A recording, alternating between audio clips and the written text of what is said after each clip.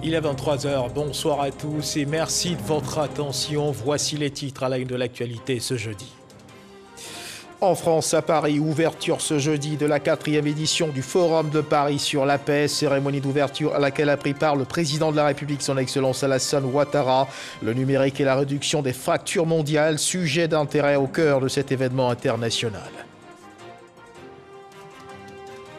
La Fédération internationale pour la planification familiale envisage d'ouvrir très bientôt en Côte d'Ivoire son bureau sous-régional. Marie-Evelyne Petrus-Barry, directrice régionale Afrique de cette fédération, est venue présenter au chef du gouvernement cette volonté de l'institution.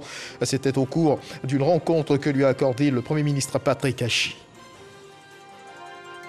Des engagements ont été pris et des contrats ont été signés au cours du premier forum d'affaires et d'investissement Côte d'Ivoire-Amérique du Nord. Forum débuté ce jeudi à Abidjan et qui a enregistré la participation d'autorités américaines, canadiennes et ivoiriennes. Objectif de ce forum, promouvoir des opportunités et nouer des partenariats d'affaires de chaque côté des intéressés. Voilà pour l'essentiel. Oui, bonsoir à tous et merci de nous rejoindre pour cette demi-heure d'information. Nous le disions à l'instant dans les titres. Ouverture ce jeudi 11 novembre 2021 en France à Paris de la 4e édition du Forum de Paris sur la paix. Cérémonie d'ouverture à laquelle a pris part le président de la République, son Excellence Alassane Ouattara. Le numérique et la réduction des fractures mondiales, sujet d'intérêt au cœur de cet événement international. C'est ce que nous dit Awa Touré. Le Forum de Paris sur la paix est un événement annuel portant sur les questions de gouvernance mondiale et de multilatéralisme qui a pour thème cette année la réduction des fractures mondiales. Plusieurs chefs d'État, au rang desquels le président de la République Alassane Ouattara, participent à ce forum dont le coup d'envoi a été donné ce jeudi 11 novembre 2021 par le président français Emmanuel Macron et la vice-présidente des États-Unis Kamala Harris. Il s'agit de fournir une plateforme où se rencontrent les États, mais aussi les autres acteurs sur des sujets tels que le climat, la santé, l'économie sociale et les questions liées au numérique. Tous ces chemins, toutes ces actions que nous avons à conduire n'existent que dans la coopération internationale. Elles n'existent que par des partenariats nouveaux et une volonté d'être efficaces. Mais tout cela est aujourd'hui éminemment fragilisé par de nouvelles crises, de nouveaux bouleversements. Tout cela est aujourd'hui bousculé par de nouvelles fractures sécuritaires et géopolitiques qui sont en train de s'installer.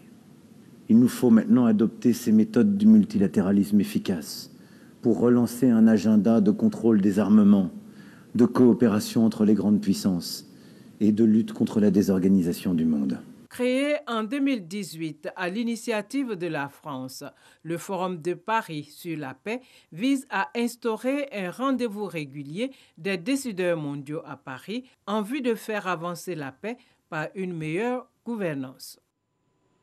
Ici en Côte d'Ivoire, la journée de la paix sera célébrée le 15 novembre prochain, dans quelques jours seulement, en prélude à cette 25e édition qui se tiendra dans la ville de Yamoussoukro. Des réflexions scientifiques et des conférences inaugurales se tiennent dans cette ville.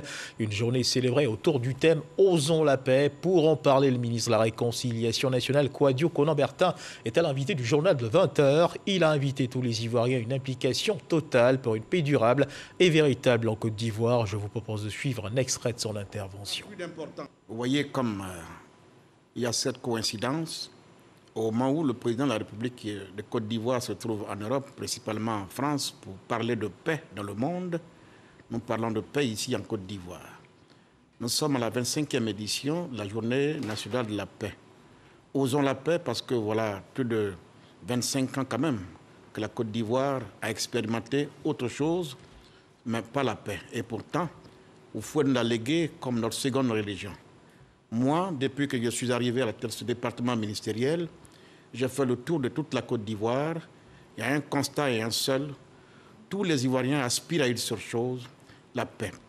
La paix pour nous-mêmes, la paix pour notre pays, la paix pour notre avenir et pour nos enfants.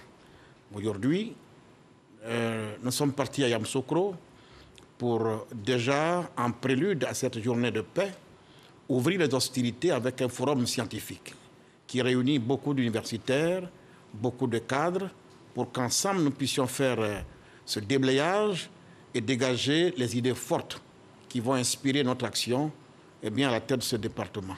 Il y a donc une ferveur à Yamoussoukro. Ce n'est pas par hasard qu'on a choisi la ville de Yamoussoukro. C'est la terre natale du président Félix Houphouët-Boigny. Il a réuni sur ce sol de Yamoussoukro tous les symboles de paix.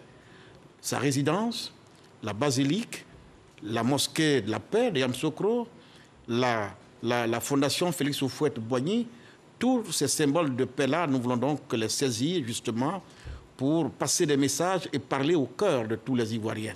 D'abord, parler au cœur des hommes politiques en Côte d'Ivoire et parler au cœur de l'ensemble des Ivoiriens. Nous avons un passé douloureux qui n'est pas très loin de nous. Faisons en sorte qu'on ne revienne plus sur ce passé-là. Nous devons avancer.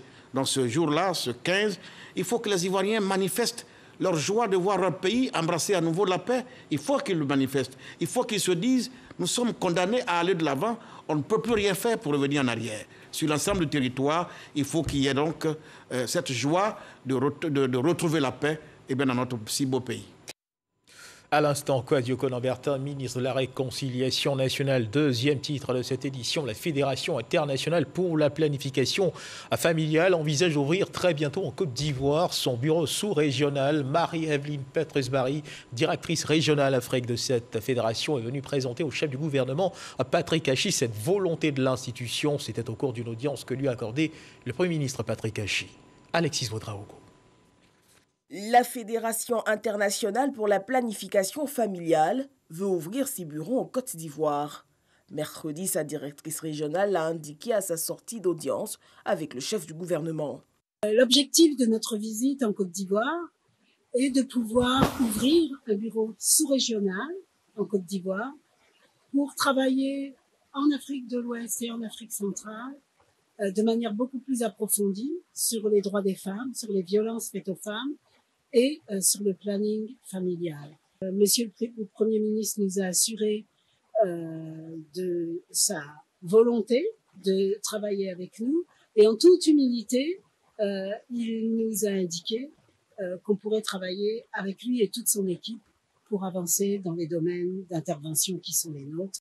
La problématique de l'éducation sexuelle des populations reste à ce jour un sujet important engageant l'action de l'État. Un adolescent sur 4 aura des rapports sexuels avant l'âge de 15 ans en Côte d'Ivoire. Des rapports souvent multiples, sans utilisation systématique de préservatifs, induisant chez les jeunes filles des grossesses précoces. Et dans le fil de l'actualité, des engagements ont été pris et des contrats ont été signés au cours du premier forum d'affaires et d'investissement Côte d'Ivoire-Amérique du Nord, forum débuté ce jeudi à Abidjan et qui a enregistré la participation d'autorités américaines, canadiennes et ivoiriennes.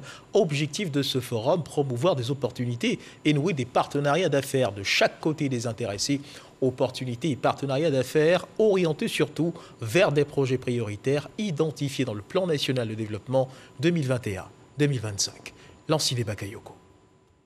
Ce premier forum d'affaires a pour objectif de présenter les opportunités d'investissement offertes par la Côte d'Ivoire aux entreprises nord-américaines, en particulier celles des États-Unis d'Amérique, du Canada et du Mexique. Il sera une plateforme permettant à tous les opérateurs économiques de se familiariser non seulement avec les projets prioritaires du PND, mais aussi avec les besoins des entrepreneurs ivoiriens. La cinquantaine d'entreprises qui a effectué le déplacement d'Abidjan a pu prendre connaissance des bonnes pratiques destinées à favoriser leur succès en Côte d'Ivoire, notamment dans les domaines à fort potentiel comme l'agriculture, l'eau potable ou le numérique. Nous sommes très fiers d'occuper une place majeure dans l'économie ivoirienne et d'être le plus grand investisseur dans le secteur minier. Bien que nous soyons un investisseur et un partenaire de taille, vous conviendrez qu'il y a lieu de faire beaucoup plus. Stabilité et transparence sont les maîtres mots. Au cours de ces rencontres d'échange, 2 protocoles d'accord ont été signés. Mais le portefeuille de contrats devrait s'accroître dans les mois à venir avec des projets structurants dans les secteurs aussi diversifiés que ceux de l'énergie, des petites et moyennes entreprises, de l'industrie, de l'infrastructure et même de l'environnement. Je vous invite à vous installer durablement chez nous pour mener librement vos activités. La Côte d'Ivoire vous attend pour construire avec chacun de vous un bail durable axé sur un partenariat profitable à toutes les parties. La diplomatie ivoirienne, qui met désormais l'accent sur le volet économique, magnifie la gouvernance du président Alassane Ouattara. Tous les leviers stratégiques sont aujourd'hui actionnés pour accroître l'attractivité de la destination Côte d'Ivoire. Ces performances économiques se traduisent en termes de bien-être et de progrès sociaux pour les populations.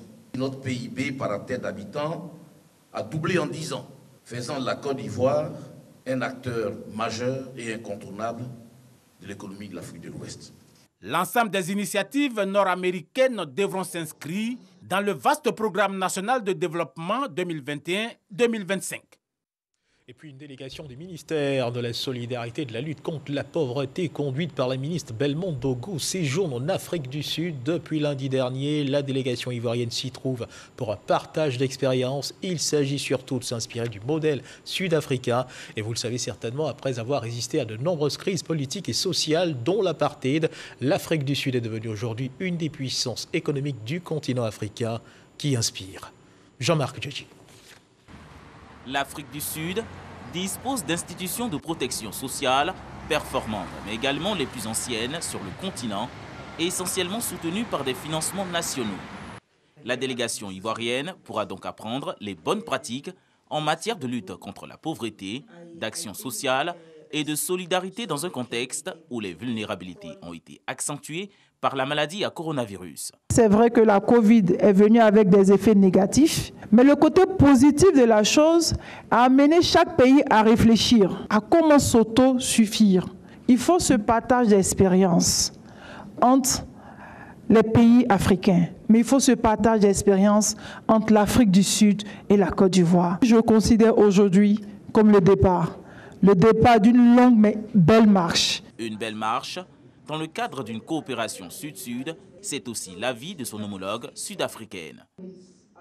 Le gouvernement d'Afrique du Sud soutient pleinement le développement et les aspirations de la Côte d'Ivoire. Et c'est de là que part la nécessité d'améliorer et élever les questions de développement social dans les agendas de nos pays, dans le cadre de notre réponse internationale à la Covid-19 qui a touché tous les pays. Je peux partager avec vous ici que, dans un laps de temps très court, mon ministère et ses entités ont mis en œuvre un programme de réponse innovant conçu pour préserver la dignité et le bien-être de notre peuple.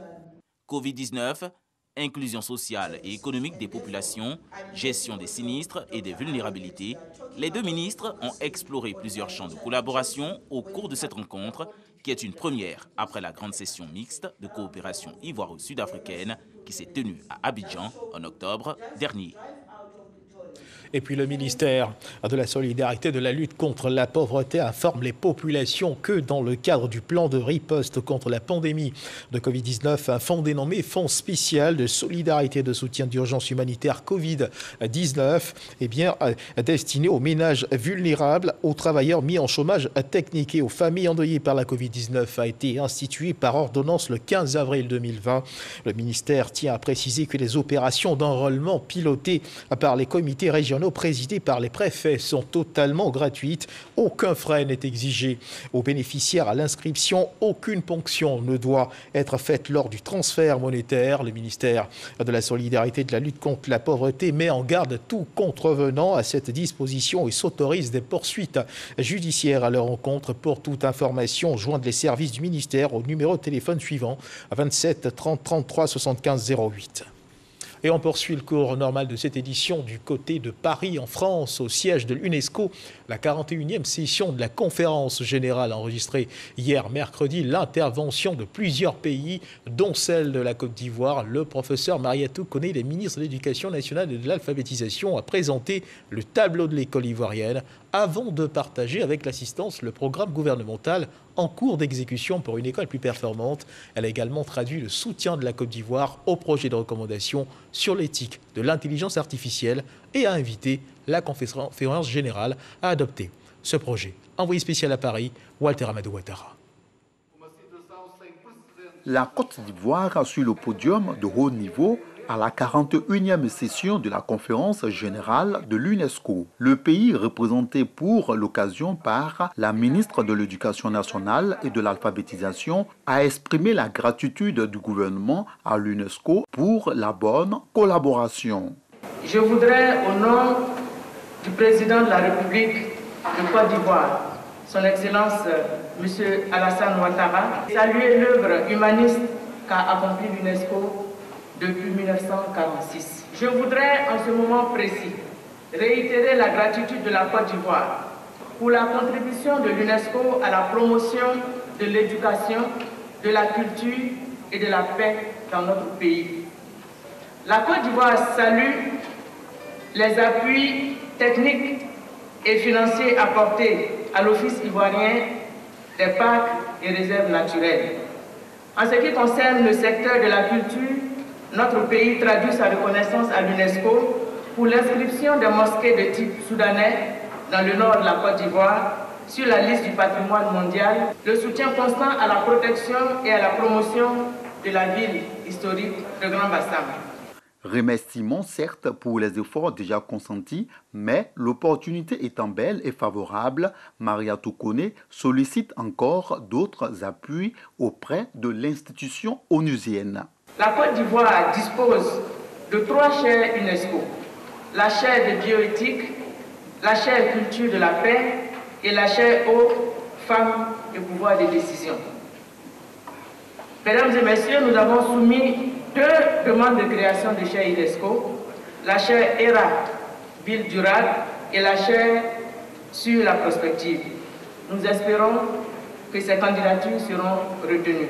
En attendant le discours officiel du président de la République, Alassane Ouattara, à cette même tribune, relativement à la célébration des 75 ans de l'Organisation des Nations Unies pour l'éducation, la science et la culture, Maria Toukone a salué la désignation de l'ONG ivoirienne GEATIC, lauréate du prix Confucius UNESCO pour l'alphabétisation numérique 2021.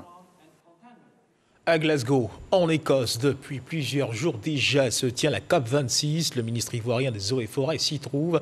Alain Richard Donvaï, en marge des travaux auxquels il prend part, s'est rendu à Édimbourg, une ville de l'Écosse, où il a visité 2 sites naturels, le parc national zoologique et le jardin botanique. Grace Cando. Édimbourg, capitale de l'Écosse située à 50 km de Glasgow. Dans cette ville se trouve le plus grand parc royal zoologique avec environ 3000 espèces animales. Pour s'imprégner du modèle de conservation de cette réserve naturelle, le ministre des Eaux et Forêts y a effectué une visite. L'initiative est appréciée par les gestionnaires. Nous sommes donc très heureux de la présence du ministre aujourd'hui qui montre un peu justement le renforcement des coopérations qu'on peut engager avec les pays tels que la Côte d'Ivoire et justement cette délégation ivoirienne est la bienvenue pour la conservation des animaux. Donc partager les connaissances, les expériences sont également ce qu'ils recherchent au niveau du zoo d'Édimbourg et ils ont impatience justement de pouvoir développer ce type de coopération avec notre pays. À 8 km de ce parc zoologique, il y a le jardin botanique royal. Le ministre Alain Richard Donvaï a admiré la richesse de la diversité des plantes dans ce jardin. Parmi les 13 000 espèces se loge une plante d'origine ivoirienne appelée bégonia qui donne des fleurs. Sur ce second site, la présence du ministre a été aussi saluée. Je suis très heureux avec la visite de le ministre et aussi l'ambassadeur parce que toute la vie a besoin des plantes et la conservation des plantes, c'est très important pour adresser le changement de climat et le monde.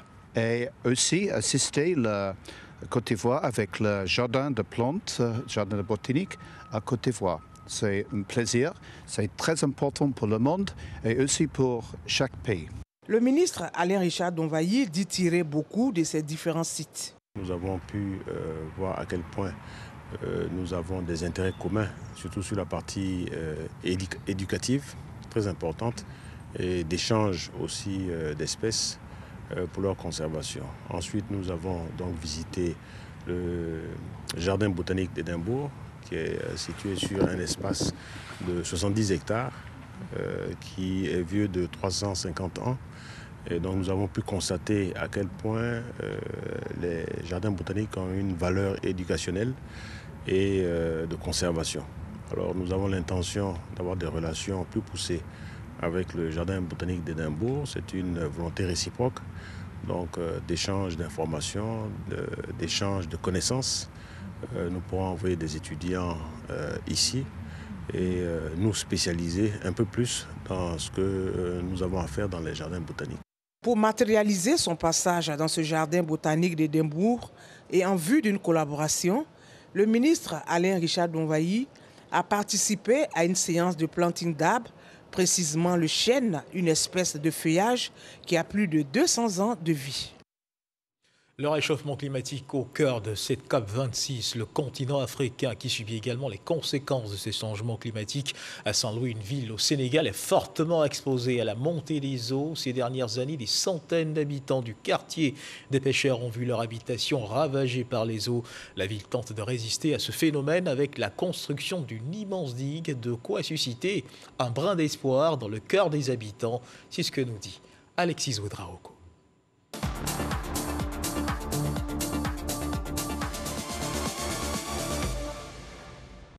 À la tribune de la COP26 en Écosse, les chefs d'État africains tirent la sonnette d'alarme.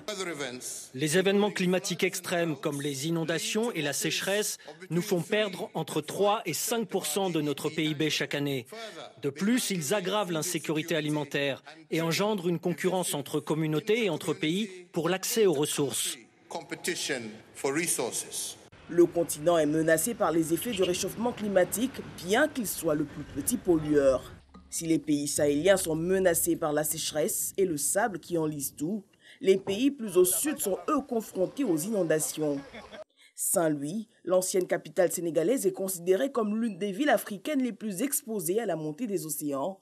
En 2019, le pays a lancé la construction d'une digue longue de 3 km, une barrière de rochers qui doit protéger la ville des assauts de l'Atlantique. Depuis plusieurs années, les habitants de la langue de Barbarie sont confrontés à une seule difficulté, c'est l'avancée de la mer. Mais depuis que ce projet a débuté, nous sommes devenus optimistes.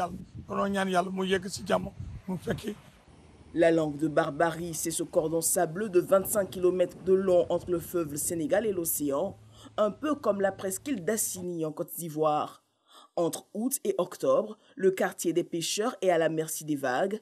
Pire, avec le réchauffement climatique, le littoral est confronté à l'élévation du niveau de la mer, mais aussi à des inondations de plus en plus fréquentes. Gay et sa sœur Mariem vivent dans les débris de leur maison. Nous vivons un calvaire ici. Les bungalows dans lesquels nous sommes religieux sont extrêmement chauds et nous y vivons avec toute notre famille. Nous n'avons pas le choix.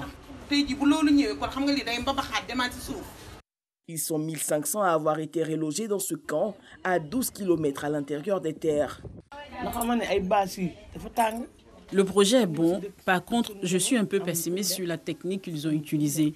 Parce que quand la mer se déchaînait, elle faisait un trou beaucoup plus profond que ce qu'ils ont creusé pour enterrer les pierres.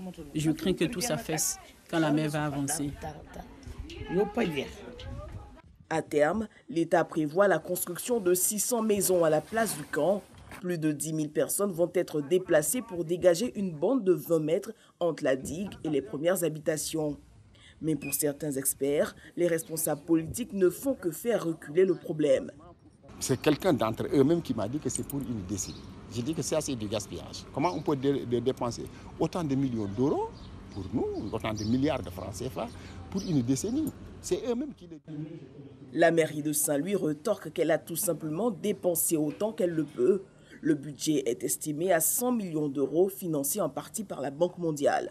C'était ça l'objet, gagner au moins 20 mètres sur le trait de côte de la mer et ensuite libérer 20 mètres sur les maisons à partir du mur de protection, sur les maisons qui ont occupé cette voie, pour après, à la fin, avoir 4 mètres qui vont être reboisés et laissés aux populations pour les activités récréatives, mais qui ne sera pas habité. En 2015, presque 200 États s'engageaient à réduire les émissions de gaz à effet de serre.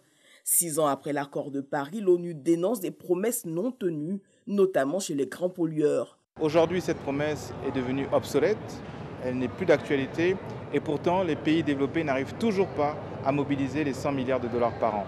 Donc notre point de vue est désormais que nous devons aller beaucoup plus loin que les 100 milliards de dollars par an, qui ne sont pas un objectif de l'accord de Paris, parce que dans l'accord de Paris, il est mentionné que les 100 milliards de dollars sont un plancher.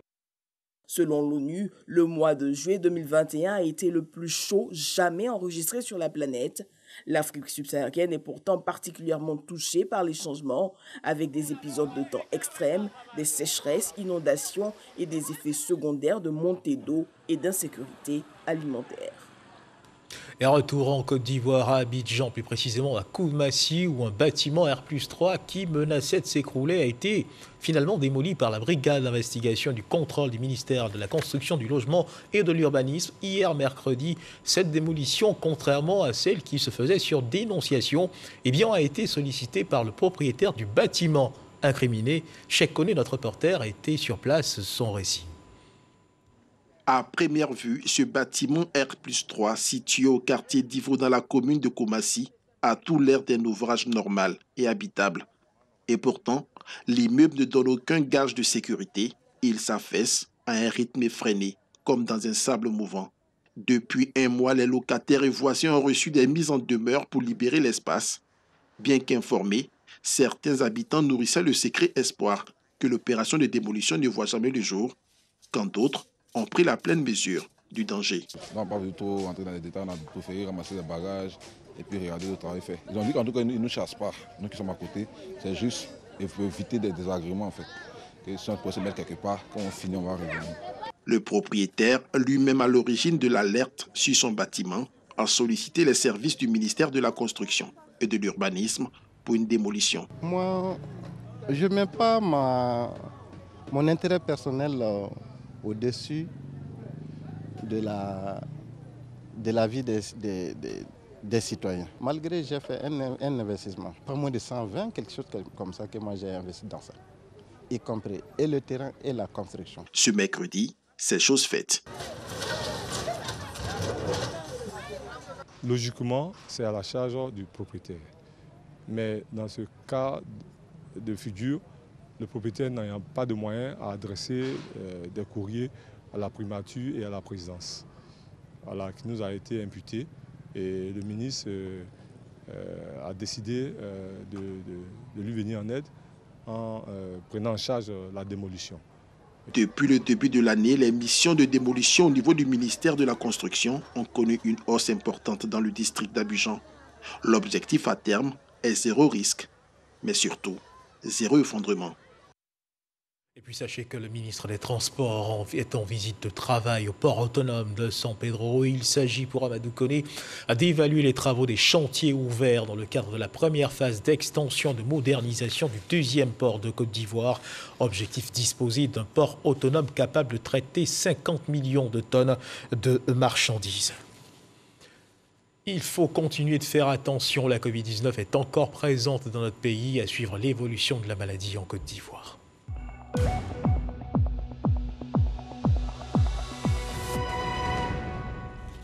Et le ministère de la Santé et de l'Hygiène publique de la couverture maladie universelle qui a enregistré ce jeudi 11 novembre 2021 à 28 nouveaux cas de Covid-19 sur 2455 échantillons prélevés, soit 1,1% de cas positifs, 24 guéris, 0 décès. À la date donc du 11 novembre 2021, la Côte d'Ivoire, notre pays, compte donc 61 486 cas confirmés, dont 60 260 personnes guéries, 700 décès et 526 cas actifs. Le nombre total d'échantillons est de 1 114 331. Le 10 novembre, 45 929 doses de vaccins ont été administrées, soit un total de 3 694 009 doses du 1er mars au 10 novembre. Le ministre de la Santé et de l'Hygiène publique de la couverture maladie universelle, Pierre Demba, invite toutes les personnes de plus de 18 ans à se faire vacciner dans les centres de vaccination. La vaccination contre la Covid-19, qui, rappelons-le, est gratuite et volontaire. Et parlons justement de vaccination dans le cadre de l'initiative COVAX. L'État américain a fait un don de 674 634 doses de vaccins contre la Covid-19 de type Pfizer. Cet important lot de vaccins a été réceptionné par les autorités du ministère en charge de la santé de l'UNICEF dans la nuit du mercredi 10 novembre 2021 à l'aéroport Félix Houphouët-Boigny d'Abidjan. Godefroy Kambawa. C'est en fin de soirée de ce mercredi 10 novembre que les autorités en charge de la santé reçoivent les 674 634 doses du vaccin Pfizer. Un don des États-Unis qui s'inscrit dans le cadre de l'initiative COVAX et soutenu par l'UNICEF. Ce don constitue un premier lot. Il y aura un deuxième lot qui sera attendu bientôt. Nous, l'UNICEF, comme on l'a toujours fait, nous sommes aux côtés du gouvernement pour les appuyer dans toute la partie achat logistique et dans le cadre de COVAX. Le vaccin est l'un des moyens de prévention contre ce virus et les populations sont invitées, une fois encore, à se faire librement vacciner. Les vaccins sont là. Les centres de vaccination sont ouverts partout dans le pays. Donc nous encourageons les Ivoiriens à aller se faire vacciner. Vacciner, c'est important. On se protège soi-même et on protège aussi les autres qui sont autour de nous. À la date du 9 novembre, plus de 3 500 000 doses de vaccins ont été administrées. Et loin des doses de vaccins recueillies, un mot de justice militaire dans cette édition. Sachez que le tribunal militaire d'Abidjan a condamné hier mercredi 2 gendarmes de la brigade de la commune de Yopougon à 1 an de prison ferme et 50 000 francs d'amende. Ces 2 gendarmes sont accusés d'extorsion de fonds, de vol de numéraire, de violation de consignes. Ils ont été poursuivis suite à la plainte formulée par un particulier qui estime avoir perdu la somme de 700 000 francs CFA. Ahmed Traoré, Abou Sanogo. Reconnu coupable d'extorsion de fonds, de violation de consignes et de vol de numéraire, 2 éléments de la gendarmerie nationale en service à la brigade de Yopougon ont été condamnés par le tribunal militaire d'Abidjan à 12 mois d'emprisonnement ferme et à 50 000 francs d'amende. La justice militaire a été saisie par le sieur Bakayoko Brahima, qui a selon lui perdu la somme de 700 000 francs CFA se trouvant dans son véhicule, ce pendant qu'il était en garde à vue à la brigade de gendarmerie de la commune de Yopougon. Les faits se sont déroulés en 2020. En outre, les mises en cause auraient exercé une forte pression sur son épouse pour qu'elle débourse la somme de 50 000 francs CFA afin qu'il recouvre la liberté. Et puis, mesdames et messieurs, on termine cette édition avec ce clin d'œil à l'industrie culturelle. Artistes, développez votre potentiel d'entrepreneur. C'est le sujet au cœur de la 4e édition de la Caravane de l'entrepreneur, initiée par la Fondation Kaizen. Plusieurs acteurs du monde du showbiz et de l'industrie culturelle ont participé au panel. Une rencontre à l'attention des artistes et des étudiants de l'Institut national des arts et de la culture qui a vu la présence de la ministre de la Culture, Arlette Badung-Guessant. Nous y reviendrons certainement dans nos prochaines éditions. Voilà qui marque la fin de cette édition. Merci de nous avoir suivis. Agréable fin de soirée. Dieu garde la Côte d'Ivoire.